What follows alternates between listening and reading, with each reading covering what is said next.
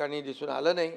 पावसाचं देखील राजकारण भरपूर झालं आणि वस्तुस्थिती आहे या पावसामुळे अनेक दुर्घटनाही घडलेल्या आहेत। चेंबूर येथे शाळकरी मुलाचा दुर्दैवी मृत्यू झालेला आहे। कुर्ल्यात ठाण्यात झाड पडून दोघांचा मृत्यू झाला। शाकी नाक्यामध्ये मॅनहोलमध्ये देखील पडून एक दुर्दैवी घटना झालेली आहे।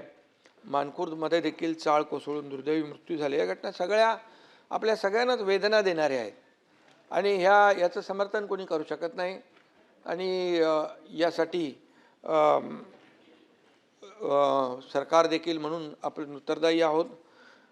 या दुर्घटनामधल्या मृतांच्या नातेवाईकांच्या प्रती मी देखील संवेदना आपल्या सगळ्यांच्याच आहेत त्या संवेदना या ठिकाणी व्यक्त करतो।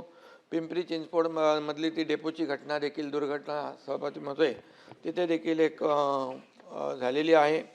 तिथे देखील काम सुरू आहे, परंतु या ठिकाणी पावसाळ्यातल्या या घटना ज्या आहेत या घटना आपण जर पाहिल्या गेल्या काही वर्षामधल्या तर ग्लोबल वॉर्मिंग आणि क्लायमेट चेंजमुळे या ठिकाणी खूप मोठ्या प्रमाणावर निसर्गाचं चक्र पूर्ण बदललेलं आहे।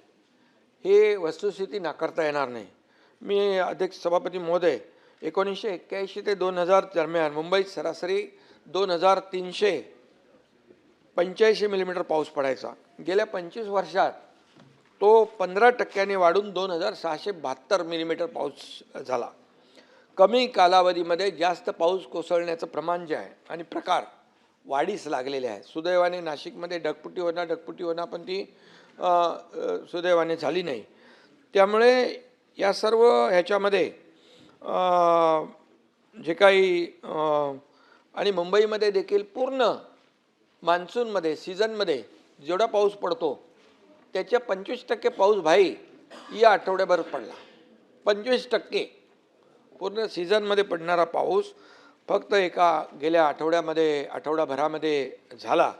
6 जुलैला विक्रमी पाऊस अतिवृष्टीचा प्रचंड तडाखा देखील आपण पाहिलेला आहे आणि अशा परिस्थितीमध्ये जनजीवन विस्कळीत होणं हे स्वाभाविक आहे आणि म्हणून सरकारने देखील या संकटाला आपल्या सगळ्या प्रशासकीय यंत्रणांनी सज्ज राहून अनेक ठिकाणी आपण वेळीच पावलं टाकल्यामुळे अनेक ठिकाणी मोठी होणारी दुर्घटना टळलेली आहे।